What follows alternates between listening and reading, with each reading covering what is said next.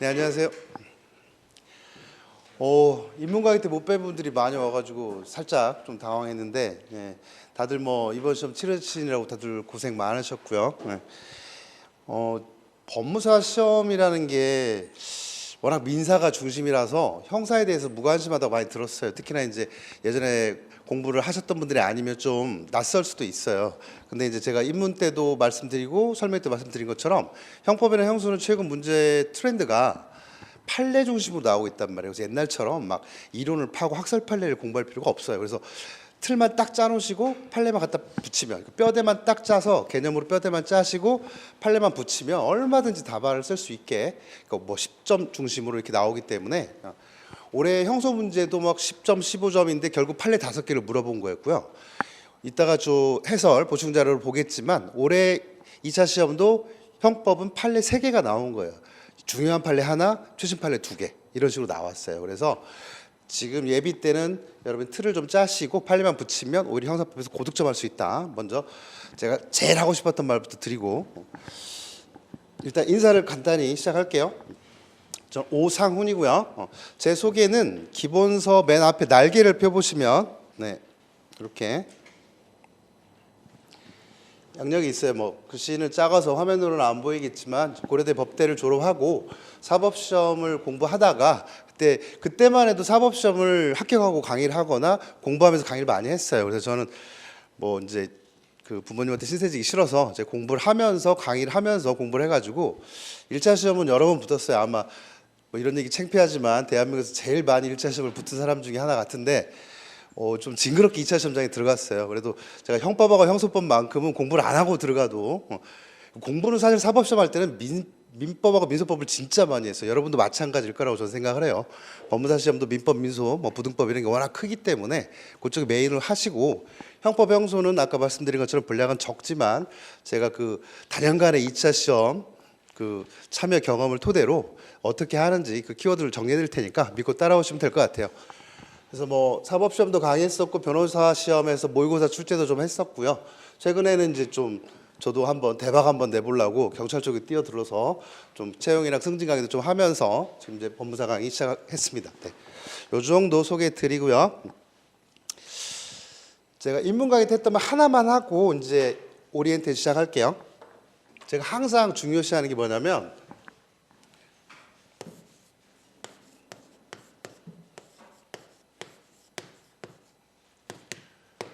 보통 부모님들이 자식한테나 수험생들한테 공부 열심히 하라고 하죠. 그러니까 앞에 주어가 빠졌네요. 스터디 하더, 열심히 공부해, 열심히 공부해 하잖아요. 그렇죠? 근데 열심히 하는 거는 저는 성실이라는 측면에서, 시간 관리 측면에서는 열심히가 맞아요. 근데 시험에 합격하려면 not harder예요. 그러니까 성실하긴 하는데 그럼 어떻게 해야 되느냐? 스마트하게 해야 되는데 스마트하다는 건 별게 없어요. 효율적으로 공부해야 된다는 걸 말하고 효율적으로 공부한다는 건 여러분이 준비하는 시험에 맞춰서 준비를 하셔야 되는데 법무사 2차 형법시험에서 포인트는 딱 2가지예요. 첫 번째, 얘는 답안을 작성해야 되는 시험이다. 그렇죠? 그러면 여러분이 꼭 기억해야 될 게 내가 공부를 할 때 뭔가를 이해하고 정리하고 암기할 때 여러분이 1차 시험을 볼 때처럼 머릿속으로 이해하고 정리해서 눈에만 바르는 공부가 아니라 반드시 해야 될 작업이 있어요. 오늘 수업 들으면 눈을 감고 이해하고 정리하고, 그러니까 제가 프린트로 오늘 테마 노트라는 걸 나눠드릴 텐데 요거 일종의 판서 노트예요. 근데 요게 보면 틀짝이에요. 틀짝이. 여러분 쉽게 말하면 뭐 건축물로 따지자면 뼈대 같은 거예요. 뼈대. 그러니까 요거를 가볍게 먼저 보고 복습을 시작하세요. 그래서 테마노트 이따가 같이 공부해 보겠지만 지금 오늘은 앞쪽에 이제 그 개관이다 보니까 틀짜기는 많지 않아요. 이제 내일부터 본격적으로 틀짜기 시작할 건데 이거를 판서노트를 먼저 보시고 키워드를 중심으로 공부를 하셔서 이 암기 작업을 어떤 식으로 연장을 해야 되냐면 이렇게 손으로 반드시 써보세요. 저 같은 경우는 시험장에서 어떤 게 도움이 됐냐면 기본서의 여백에다가 저는 정리를 많이 했어요. 처음에 종이를 끼워 넣기도 하고 막 그랬는데 여백에 단어 한두 개 적어 놓은 게 딱 떠올라요. 아, 이 테마는 이 책 왼쪽 페이지 밑에 내가 뭘 적었던 것 같은데, 그리고 그 단어 하나가 딱 떠오르면, 쓰면서 암기했던 게 키워드 하나가 딱 떠오르면, 그러면 그 문제는 바로 답안 작성할 수 있어요. 키워드만 알면 나머지는 그냥 좀 속된 말로 노가다예요. 그래서 문제를 딱 보고 객관식은 답이 다 주어져 있으니까 아닌 것 같은 걸 소거하면 되지만, 주관식은 내가 공부했던 걸 손으로 적어내야 되기 때문에 이 키워드를 반드시 떠올릴 수 있어야 되는데, 뭘 물어보는지 답을 해야 되는 게 답안지잖아요. 그러면 이 답이 키워드예요. 그래서 채점위원들이, 저도 뭐 채점을 많이 해봤지만 시간을 많이 투자하지 않아요. 여러분 50점이잖아요. 형법은 특히나 4페이지인데 앞뒤 딱 심지어 1분만 해도 가능해요. 목차 딱 보고, 답안에서는 목차하고 이 키워드예요. 어떻게 목차를 짰는지 딱 보면, 아, 이 친구가 이 문제를 알고 답을 했구나, 그걸 알 수 있고요. 그다음 두 번째 키워드를 쓰면, 아, 이거 점수 줄 거야, 이렇게 딱 들어가는 거예요. 그래서 막 주관시라고 그래가지고 막 일기 쓰거나 수필 쓰듯이 문장을 막 만연하게 아름답게 써야 되겠다 이럴 필요 없어요. 목차 딱 깔끔하게 부각시켜 놓으시고, 문제가 뭔지 한 다음에 그 최근에 트렌드를 따지자면 그 판결 키워드만 딱 던져주면 돼요. 그래서 여러분은 반드시 공부를 하실 때 테마노트를 먼저 딱 보시면서 이 키워드를, 이거를 암기를 하셔야 돼요. 키워드를. 아시겠죠? 그래서 시험장에서 도움이 되는 건 문제에 대한 키워드다. 그 정도 좀 공부를 하시면 되겠어요. 이게 바로 이 효율적으로 공부하는 방법이에요. 그래서 이해하는 과정은 예비순환 때는 이게 쉽게 안 될 거예요. 답안을 자꾸 써보고 하는 건데, 저는 이제 인문강의 끝나고 이제 질문을 받았던 게, 선생님 문제는 1년 동안 어떻게 가실 건가요? 그랬는데, 예비 때는 그때 말씀드린 것처럼 철저하게 여러분이 보는 기출 중심으로 갈 건데, 여러분 어디로 가보시냐면 머릿말로 한번 가보세요.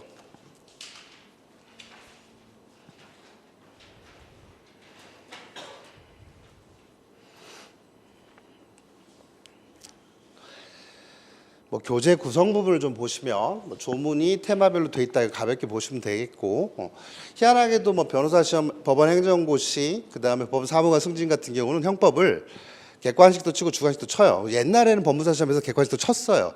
근데 과목 조정이 들어가면서 1차에서 빠져버려서 여러분은 처음 형법을 주관식으로 써야 되는 입장이라서 좀 책이 좀 낯설 수도 있는데, 어쨌든 책이 좀 분량이 900페이지 정도 되는데, 교재가 정확하게는 한 960페이지 요 정도 돼요. 이 정도 되고, 근데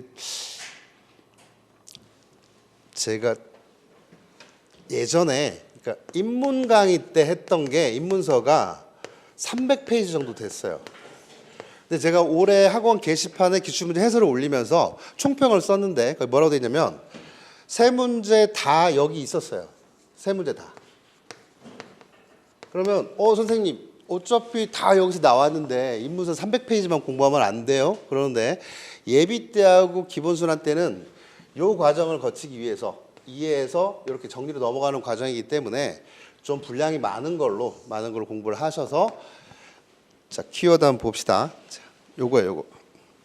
1번에 교재 구성 위에 보면 요 교재 하나로, 요거 하나로 주관식, 객관식 다 대비할 수 있겠는데, 여러분은 뭐 객관식은 빼셔도 되니까 그나마 좀 한결 수월한 거죠. 어쨌든.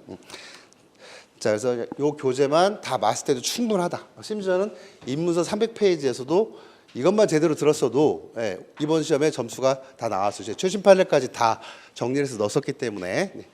네, 어서 오세요. 네. 근데 제가 이거를 동그라미를 친 이유가 뭐냐면, 여러분 머릿속에는 나중에는 마지막 정리 때는 요렇게까지 한 100페이지 분량으로까지 줄일 수 있어야 돼요. 그러면 기본서 960페이지를 예비순환 때 줄을 그으면 절반 정도로 준다고 쳐볼게요. 한 400~500페이지 되겠죠? 일순환 돌리면 200~300페이지 되겠죠? 그렇죠? 그럼 문제 풀면서 이렇게 만들어 가야 돼요. 이렇게. 그래서 머릿속에 50점짜리이기 때문에 100페이지 정도 줄인다는 마음을 딱 가지시고 공부를 하시면 되겠다. 그래서 교재 부분 이제 좀 더 보충 설명을 드리면, 그래서 어차피 법과목은 조문 판례이기 때문에 조문 판례 정리돼 있고요. 판례는 여러분이 좀 신경을 써야 될 부분 뭐냐면 이거예요. 이거. 판례는 어떻게 구성되어 있죠? 딱 읽어보면 판결 요지 읽어보면 쭉 1 해가지고 이렇게 돼 있어요. 어느 경우에는 이렇다. 예를 들어 살인죄 같은 경우에는 사람은 뭐 규칙적으로 진통을 시작할 때부터 사람이라고 본다 이렇게 적어놓고 법리를 적어놓고요. 그 다음에 사실관계에 포섭을 시켜요. 그래서 사안에서 조산사가 태아를 압박하다가 죽게 한 거는 사람을 죽인 게 아니다. 이런 식으로 결론이 나온단 말이에요. 그러면 문제가 어디서 나오냐? 여기서 나와요. 보시면 최근의 경향을 보자고 그랬죠. 그래서 최근 경향을 보면 주가직 시험, 우리 같은 시험에는 거의 100% 판례의 사실관계를 그대로 낸다는 거예요. 그럼 이게 문제예요. 이게 문제죠. 그럼 여러분 답안에 뭐 적어야 돼요? 요걸 적어야 되는 거죠. 요게 논거가 되는 거죠. 논거가 되고 이 사실관계 중에 앞부분만 문제로 내는 거고 뒷부분 여기 보면 판결의 주문이라고 그러는 부분이 있죠. 결론 부분이죠. 요게 이제 여러분 답안지의 결론이 되는 거예요. 그래서 제 교재에는 사실관계를 되도록 많이 실으려고 했어요. 그러면 문제를 많이 볼 게 아니라 여러분이 사실관계를 많이 읽으시면 여러분이 예상 문제를 많이 보고 있는 거예요. 특히나 최근 시험 트렌드처럼 판례의 사실관계를 그대로 문제를 낸다 이렇게 생각하시면 틀짜기만 딱 끝나면 판례 사실관계를 더 외울수록 실력이 올라가는 거죠. 이런 걸 보고 이제 그 미국 하버드 대학에서 공부하는 케이스 바이 케이스라고 하는 거, 케이스 메서드라고 그러죠. 케이스 메소드 그런 방식으로 지금 바뀌고 있다. 그래서 항상 형법을 처음 하시는 분들은 사실관계를 좀 먼저 이해를 하고 이렇게 넘어가는 게 좋아요. 잘 모르는 개념을 먼저 막 보고 나서 포섭을 시키면 시간이 오래 걸리고 잘 안 와닿아요. 그러니까 이러한 사실관계를 이렇게 법리로 정리하는구나 기억하시면 되겠고요.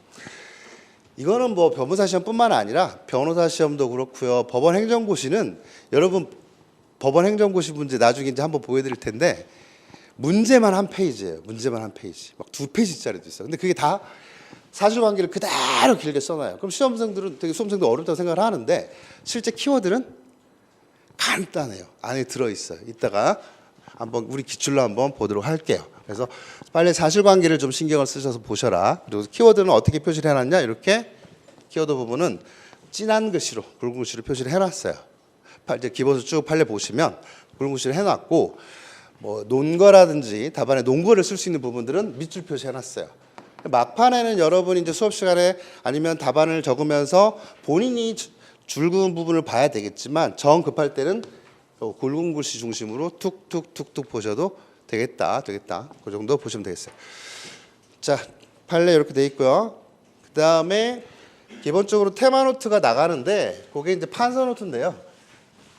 기본서에도 어느 정도 중요한 테마들은 좀 정리를 해놨고요. 정리해놨고 이게 지금 강사들끼리도 조금 약간 다툼이 있는 부분인데 저는 이렇게 두 가지를 했어요. 첫 번째 테마 정리, 두 번째 심화 정리 이렇게 심화 테마 두 가지를 했는데 이 테마 정리는 이렇게 판서 노트로 커버가 돼요. 그래서 여러분 틀짜기용으로 쓸 일종의 뼈대고요. 뼈대가 되겠고 심화 테마는 뭐냐면 1. 문제점 2. 학설 3. 판례 4. 검토 이거 뭐예요? 옛날 학설 문제가 나올 때 그러니까 문제에서 이렇게 나올 때 땡땡땡을 논하시오 이렇게 나올 때 예전엔 이렇게도 나왔었어요. 예비죄 종범에 관하여 논하시오 이렇게 나왔다면 총론에서. 근데 요즘은 제가 여러분의 마음을 좀 가볍게 해드리면 안 나온다고 보시면 돼요. 그래서 내가 형법을 진짜 막 50점 만점에 막 45점, 49점을 맞겠다 이런 마인드가 아니라면 굳이 이 논술형은 준비하지 않으셔도 돼요. 논술이 아니라 이제는 약수를 준비한다. 약수를 대비하면 되겠다. 약수는 뭐다? 이렇게 아까 봤던 것처럼 논거와 결론 이것만 적을 수 있으면 되고 그러면 이렇게 되겠죠? 약수는 첫 번째 이렇게 왜 이거죠? 왜 이유를 적어주고 그 다음에 결론을 적어주면 돼요. 결론을 적어주면 되겠다. 논거는 뭐다? 판례의 법리 부분이고 결론은 주문 부분이 되겠어요. 주문 부분. 이렇게. 요것만 적는다. 근데 이렇게만 적으면 답안이 없어 보여요. 없어 보여서 플러스 앞에 들어갈 게 여기 들어가야 돼요. 목차가 잘 나타나야 돼요. 그래서 결국은 이 목차와 논거에 여러분이 적은 키워드 워낙 중요하니까 여러 번 강조해요. 이 두 가지로 답안지가 채점된다고 보시면 되겠다. 이거는 민사도 사실 마찬가지예요. 민사도 마찬가지다. 그래서 항상 이해하는 것도 중요하지만 공부를 너무 어렵게 하려고 하지 마시고 이렇게 왜 이렇지? 이 사실관계에서 왜 이렇지? 이렇게 하시면 되겠다. 오케이. 자, 그래서 얘는 제가 이제 이 말 그대로 불이탈을 방지하기 위해서 한 주요 테마 20, 30개는 박스로 제가 심화 테마를 정리해 놓긴 했는데 얘는 제가 꼭 보라는 거 말고는 가볍게 보셔도 되니까 선생님 책 왜 만들었어요? 왜 적어놨어요? 불안 방지형, 불이탈 방지형이에요. 그렇죠? 그래서 오른쪽 페이지 공부 방법론을 잠깐 보시면 제가 이게 적어놨어요. 행여나 혼자 공부하시는 분 있을까봐. 공부법은 첫 번째 줄에 뭐라고 돼 있어요? 형법을 처음 접하는 분들은 기본서의 내용을 다 공부하겠다. 이거 안 된다는 거죠. 이렇게 하면 안 된다는 거예요. 아시겠죠? 틀을 짜고 필요한 걸 살을 붙이고 조금씩 단계별로 늘려가는 거지. 처음부터 끝까지 꼼꼼히 막 이렇게 하나하나 다 이해하고 있다 보면 1시간에 한 5페이지 읽으면 끝나겠죠? 그렇죠? 그래서 복습하실 때도 판서 노트로 틀 짜시고 그날 배운 판례 중심으로 먼저 골라서 보시고 시간이 남으면 나머지 부분을 보시는 쪽으로. 아시겠죠? 처음부터 끝까지 쭉 꼼꼼히 한 글자 다 보는 게 아니다. 오케이. 자, 그 다음에 뭐 넘어온 게 말씀드리면 나중에 이제 모의고사 통해서 연습하시면 돼요. 근데 중간에 빠진 게 하나 있는데 요거예요. 요거. 항상. 수험계의 유명한 말 아시죠, 여러분? 시험의 끝과 시작은 뭐다? 기출문제예요. 똑같은 형법이라도 똑같은 형소라도 법원 쪽에 나오는 문제하고 그렇죠? 법무사 쪽에 나오는 거하고 공무원 쪽에 나오는 거하고 문제 스타일이 달라요. 출제 경향이라고 그러는데 예를 들어서 여러분이 변호사 시험 출제 경향으로 공부를 한다. 그러면 형법 공부량이 엄청 늘어나야 돼요. 근데 법무사 스타일이나 법원 사무관 승진 시험 스타일로 한다. 그러면 아까 말씀드린 대로 목차 뽑아낼 줄 알고 판례에 법리와 결론만 적을 수 있으면 돼요. 아시겠죠? 마음 좀 편하게 가시면 되겠다. 형법 형소는 저를 믿고 공부를 그 방법론을 이렇게 하셔도 충분히 고득점 하는데 도움이 될 거예요. 그래서 오히려 공부를 해보고 형법 형소가 재밌다. 그러면 민법 민사가 물론 메인이지만 다른 사람들이 형법 형소에 시간 투자하는 것보다 하루에 1시간만 더 투자해 보세요. 이게 쌓이면 나중에 점수차가 확 벌어져요. 그래서 처음 하시는 분들이 나 형법이야 명과락하고 말래 막 40점 45점 막 명과락상 나가지만 나는 막 50점 맞으니까 20점이죠 20점 막 25점 나오는데 나는 막 40점 45점 나올 수도 있어요. 오케이? 자, 차근차근 가시고요. 온 김에 하나 더 볼게요. 요거 아래쪽에 체크 좀 해주세요. 이거는 형사법 공통이에요. 형법하고 형사소송 그 중에서 특히 형법 최신 판례를 무조건 내요. 무조건 객관식이든 주관식이든 이건 망고불변의 진리예요. 10년 이상 다 그랬어요. 전직렬에 대해서 형법만큼 최신 판례를 많이 내는 데는 딱 하나밖에 없어요. 뭘까요? 여러분 1차 때 했던 것 중에 법과목 중에 헌법이에요. 헌법. 헌재결 최신 많이 나오죠? 예. 그거 다음으로 많이 나오는 게 형법이라고 보시면 돼요. 형법이랑 한번 틀을 짜놓으면 교수들이 보기 재미가 없거든. 어차피 똑같은 거니까. 근데 최신 판례는 어때요? 뭔가 새로운 사실관계가 나오거나 기존의 법리를 전원합의체로 바꾸거나 해버리기 때문에 무조건 최신 판례를 내는 게 형법이다. 순서를 따지면 헌법, 형법, 형소법 순서로 최신 판례가 많이 나온다. 그에 비해서 민법이나 민소는 최신 판례가 그렇게까지 많이 나오는 스타일은 아니죠. 기존에 중요한 판결이 나오는 거지. 오케이. 그래서 이렇게 기출 분석하고 최신 판례 보시면 형법은 고득점이 가능하다. 이 정도 보시면 되겠어요.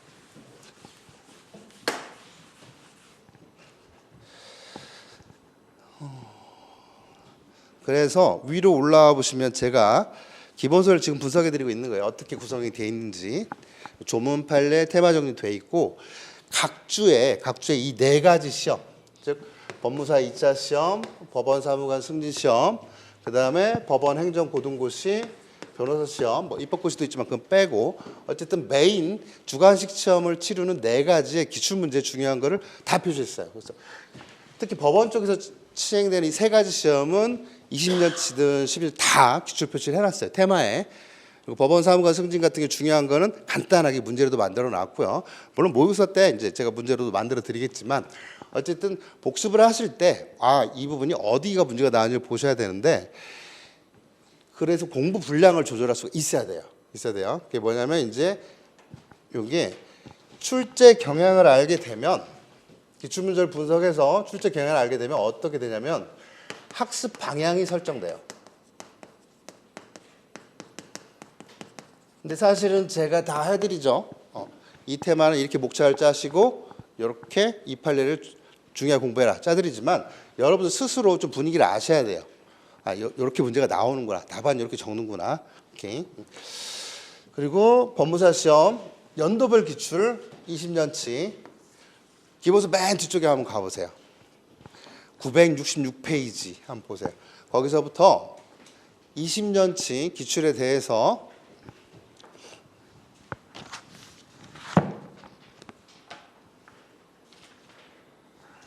문제하고 초안만 적어놨어요. 초안만 적어놨는데 목차라고 되어 있는데 여기 보면 해설에 제 기준으로 초안이에요. 여러분 2차 시험에 딱 오늘 들어가 봤죠? 문제 사실 딱 읽었죠? 머릿속에 어떤 생각 들던가요? 그 형법 빼고 민법 딱 봤어. 민법은 1차 때 공부했었잖아요. 민법 문제 사례 문제를 딱 읽었어요. 머릿속에 어떤 생각 들던가요? 결론만 딱 떠오르잖아요. 민법 같은 경우에 이거였지 진짜. 그럼 뭘 쓰라는 거지? 이런 생각 막 들죠.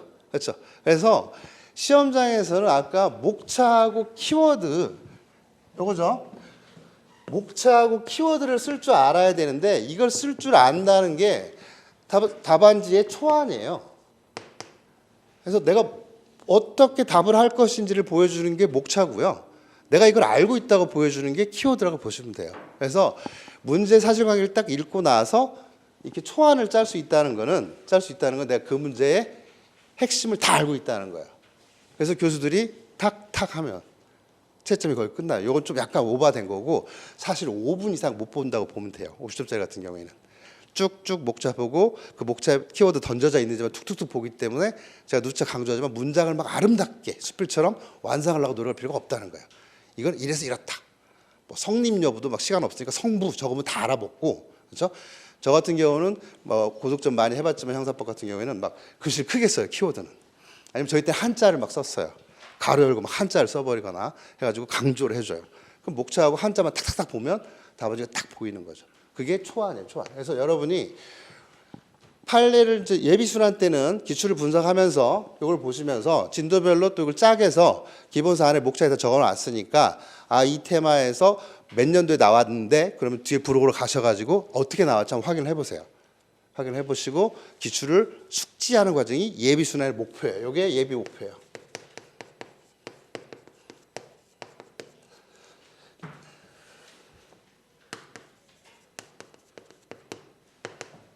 오케이?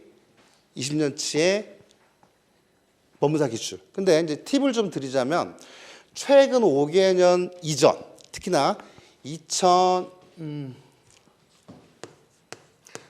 2011년까지는 이거는 가볍게. 2012년부터 출제 경향이 많이 바뀌어지기 시작해가지고 아까 말씀드린 것처럼 주로 판례 중심으로 나왔단 말이에요. 그러니까 2011년 이전 문제들은 가볍게만 옛날에는 이렇게도 나왔었구나. 학설 문제가 나왔었구나. 보시고 12년 이후 주로 2012년 이후는 그냥 몇 년도 문제지까지 알 수 있을 정도로 숙지를 찾고 하세요. 얘는 숙지. 오케이? 아시겠죠? 그래서 예비순환의 목표예요. 틀 짜고. 여러분 강의 계획서에 한번 볼까요? 강의 계획서 한번 프린터 혹시 가지고 계신 분들은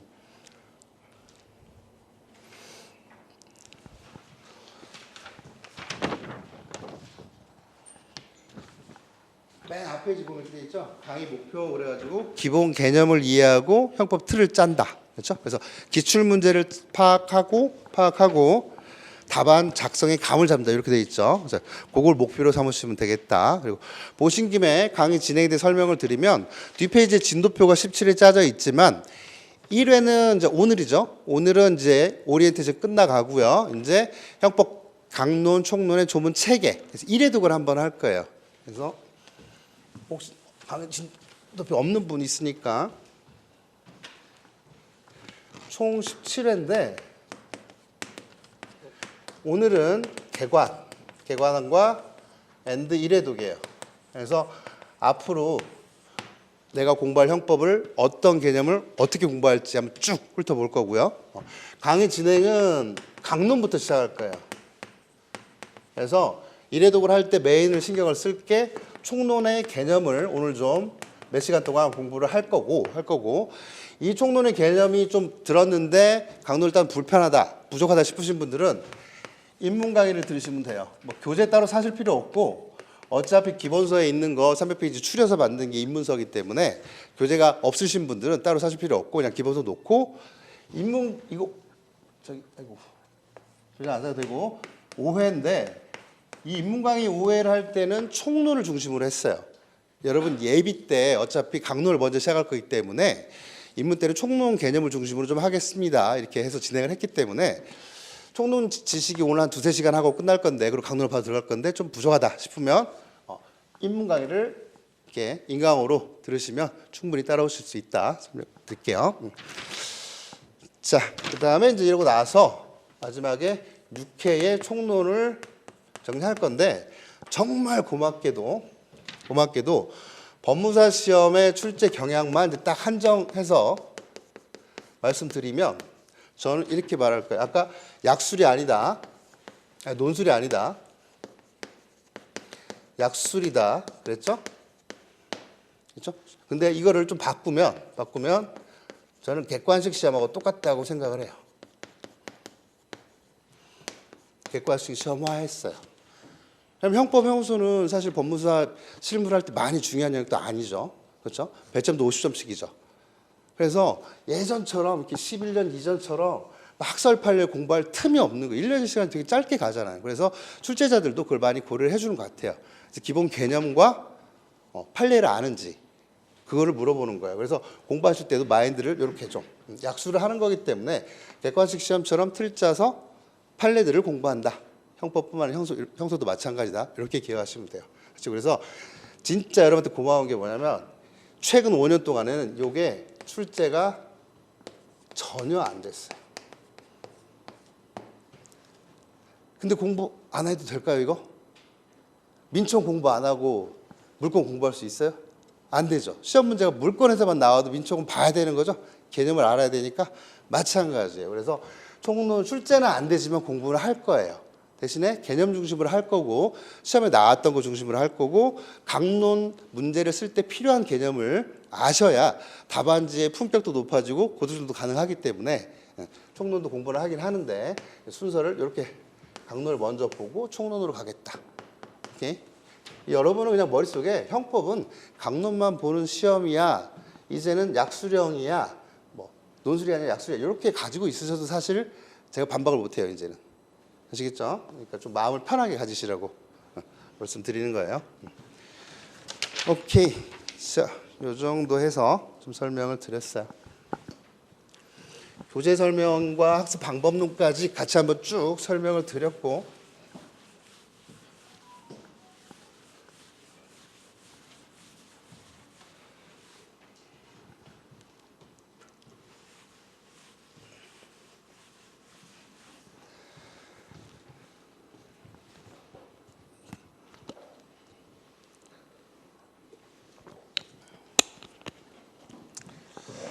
시간이 아직 좀 여유가 있으니까 첫 시간이지만 간단하게 이제 강론 공부 시작하도록 할게요.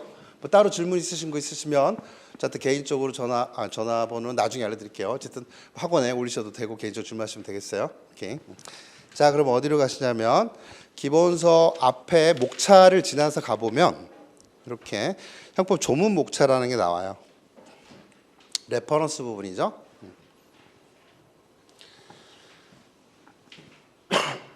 법 과목은 어쨌든 조문을 판례가 해석한 거를 사실관계에 적용하는 그 과정이죠. 그래서 조문이 제일 중요한데 형법은 총칙이 여러분 뭐 민법 했으니까 총각칙 의미는 말 안 해도 되겠죠. 각칙이 특별법이라면 총칙은 일반법이에요. 그래서 구체적인 개별적인 범죄에서 공통적인 거를 뽑아서 만들어 놓은 게 총칙, 즉 총론이죠. 이게 이제 독일 법학의 판택된 체계인데 똑같이 민법처럼 형법도 똑같은 체계를 취하고 있고, 그럼 어떤 걸 뽑았냐? 어떤 걸 뽑았냐 보면 이렇게 죄와 형이에요. 그래서 민법으로 따지면 죄가 요건에 해당되고요. 형이 효과예요. 민법의 법률 요건이 갖춰지면 일정한 법률 효과를 주는 것처럼 형법에서는 죄를 범하면 형을 부과하는데 이걸 풀었으면 이렇게 범죄를 범하면 형벌을 부과하는 거고, 이 중에 이 범죄의 죄자와 형벌의 형자가 이제 이 총론의 2장과 3장이 되는 거예요. 2장과 3장이 된다. 그래서 범죄의 형벌이다. 요건과 효과다. 그렇게 기억을 하시면 됐고, 기간은 뭐 민법하고 똑같은 거니까 아무것도 돼 있고, 1장에 이제 형법의 적용 범위. 아주 예전에 이렇게 문제가 나온 적이 있어요. 법무사 시험에서. 형법의 시간적 적용 범위를 논하시오. 제가 아까 논하시오 잘 안 나올 거라고 그랬죠. 근데 거기에 관련된 중요한 판례 변경이 있다고 인문강의 설명드렸는데 이제 다시 나올 수가 있어요. 근데 이제 판례로 나올 거예요, 이거는. 이거는 이제 총론할 때 설명을 드릴게요. 어쨌든 일단 별표 하나 쳐놓으시고요. 출제가 가능해요. 가능하다. 자, 총론은 이렇게 규정이 돼 있고요. 조문의 개수는 86개밖에 안 돼요. 86개밖에 안 되고, 여러분이 메인으로 공부해야 될 각칙을 보시면 87조부터 372조까지 총 286개의 조문인데 자, 얘를 1장부터 42장까지 쭉 있는데 요거를 줄을 크게를 3개를 크게 그어보면 내란 외환죄부터 11장 무고죄까지 하나 줄이 그어지고요. 그 다음에 편집에 좀 미수가 있었는데 신앙에 관한 죄부터 23장 도박에 관한 죄까지가 줄이 하나가 그어져요. 그어지는데 자리 잡으세요. 네. 여기까지가 주로 국가하고 관련된 단어들이에요. 보시면 내란, 국가 쿠데타죠. 외환, 전쟁이죠. 국기, 국교 이런 것들이죠. 공무원, 뭐 공무방해 이런 거 들어가 있고, 위증무고. 그다음에 여기서부터는 사회에 관련된 거예요. 방화, 교통방해 이런 것들이 있고요. 도박 이런 거고. 24장 살인죄부터 개인에 관련된 거예요. 개인. 이렇게 국가와 사회, 개인 크게 세 가지 나눠지는데 기본서가 없으신 분들은 테마노트 보셔도 되고, 기본서 가지신 분들은 한 장을 넘겨보시면 레퍼런스의 형법 강론의 조문책을 좀 보시면요.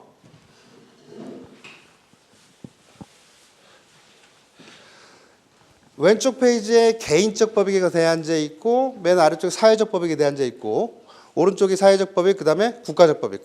개인, 사회, 국가 크게 세 가지로 나눠져 있죠. 그렇죠? 그래서 이 조문 순서가 기본서가 이렇게 나가는 이유는 옛날에는 국가가 중요했어요. 그래서 법전에는 1장이 내란죄부터 시작을 해서 손괴죄로 끝나지만 현대사회는 어때요? 개인의 기본권이 더 중요하죠. 그래서 모든 대한민국에 존재하는 모든 기본서가 다 개인적 법익부터 시작해서, 즉 살인죄부터 시작해서 무고죄라는 국가적 법익으로 거꾸로 배치가 돼 있어요.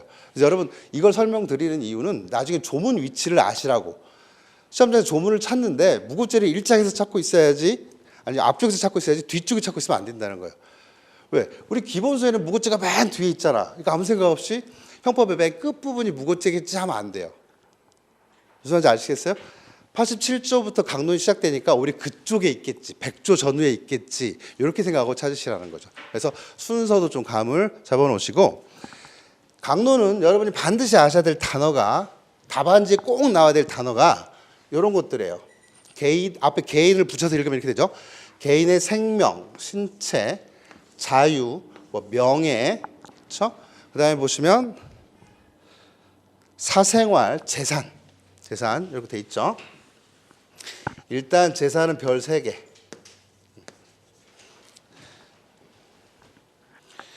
여러분 맨 위에 있는 생명, 신체하고 맨 아래에 있는 재산하고 뭐가 더 중요해요?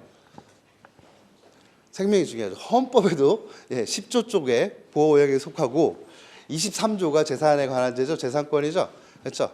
그래서 마찬가지로 이상적으로 이념적으로 생명이 더 중요해요. 그래서 생명에 관한 죄부터 5가지가 크게 나눠져 있는 거예요. 이렇게 생명, 자유, 명예, 사생활, 재산. 근데 현실은 아니죠. 현실은 별표 3개 친 이유가 뭐겠어요? 판례도 그렇고 여러분 오른쪽을 좀 보세요. 이게 기출됐던 연도인데요. 이건 뭐냐면 13년도에 10점이 출제가 됐다. 이런 식으로 쭉 알아볼 수 있게만 체크를 해놓은 건데 이게 뭐냐? 이 부분이 판례도 많고 출제도 이쪽에서 많이 된다는 거죠. 그래서 개인적 법익에서는 주로 뭐 절도, 강도, 사기, 공갈, 횡령, 배임. 최근에 배임죄 부분은 얘도 별표 3개예요. 어마어마하게 많은 판례가 계속 바뀌었어요. 그래서 이미 2, 3년 전에 출제가 됐지만 또 나올 판례들이 수두룩박박해요. 이 영향을 미쳐서 올해 시험 문제는 횡령죄에도 또 최신 판례가 나오기 시작했고요. 그래서 이쪽은 횡령 배임은 특혜급이라고 보시면 돼요. 앞으로 2, 3년간은 계속 그럴 거예요. 특혜급이다. 그다음 종래 법무사 시험에서 많이 나왔던 게 이 사기죄 쪽인데 카드에 관한 거 보면 카드 문제도 벌써 2, 3번 나왔죠. 그래서 이 카드 쪽도 좀 별표 하나 쳐놓으시고 이런 것들이 시험에 법무사 시험에 많이 나오는구나. 좀 감을 잡아놓으시면 되겠어요. 재산죄는 여러분 다 아시죠? 보시면 이렇게 뭐 절도, 강도, 사기, 공갈, 횡령, 배임 많이 들어본 죄들이죠. 자, 요건 좀 이따가 보도록 하고 그다음에 아래쪽으로 와보시면 사회적 법익에 공안에 관한 죄는 시험에 거의 안 나온다고 보시면 되는데 요 정도 방화죄 정도 하나 별표 쳐놓으시면 되겠다. 기출표시가 붙어있죠? 기출표시가 붙어있다는 건 시험에 나왔었고 나올 수 있다는 거죠. 그렇죠? 오케이. 그 정도. 사회적 법익에 관련된 것들에서는 오른쪽 페이지로 오셔서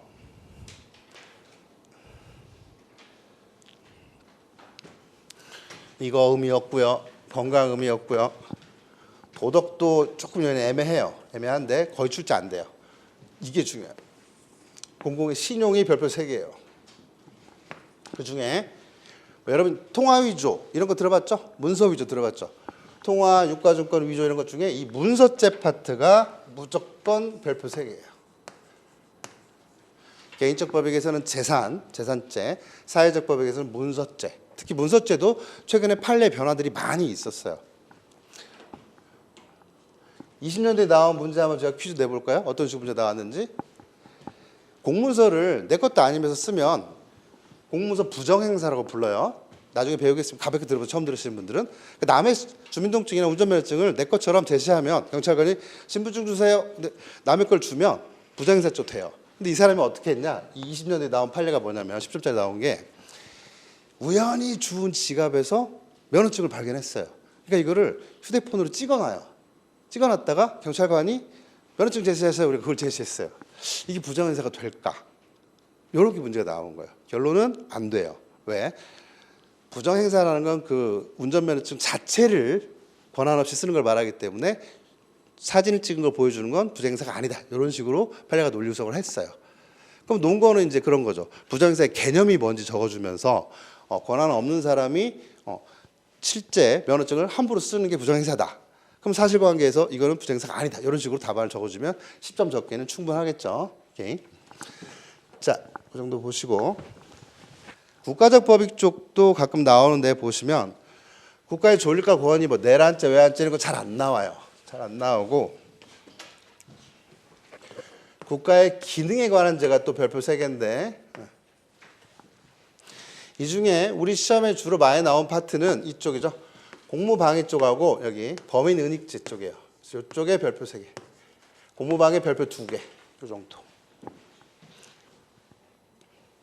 똑같은 문제가 반복 출제되는 파트가 이쪽이에요. 범인 도피를 교사한 행위. 일단 체크만 해놓으세요. 배울 거니까. 이것도 자주 출제되고 있어요. 그래서 보시면 어때요?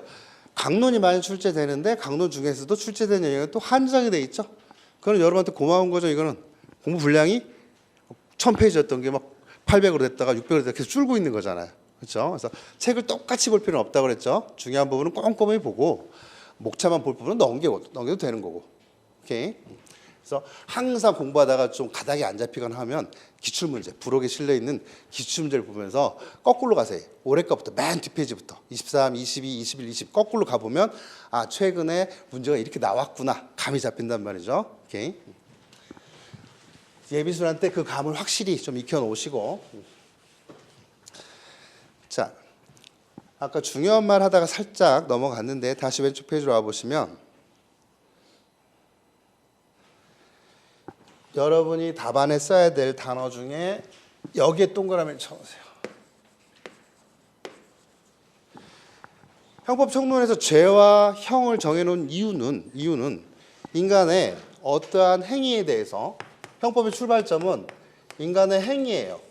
민법의 출발점은 법률행위라고 하죠. 법률이라고 하는데 얘는 쉽게 말하자면 이게 범죄가 되는지 안 되는지를 의문점을 들게 하는 행위부터 출발을 하는데 어떤 행위를 했을 때 이거를 이렇게 죄와 벌을 부과하는 이유는 뭘까요? 예를 들어서 살인죄를 보세요. 맨 앞에 사람을 죽였어요. 그렇죠? 그래서 그 사람의 생명을 침해했어요. 이걸 처벌한 이유가 뭘까요? 이것 때문에 그런 거예요. 어떠한 법익을 보호하기 위한 거죠. 누군가의 생명을 보호하기 위해서 그래서 형법에서 반드시 들어가야 될 단어가 보호 법익이 뭔지를 답안지에 써주면 얘는 반드시 현출이라고 생각하시면 돼요. 뭐 꼭 다 써야 되는 건 아니지만 쓸 수 있는 건수가 있다 싶으면 얘는 무조건 답안의 현출.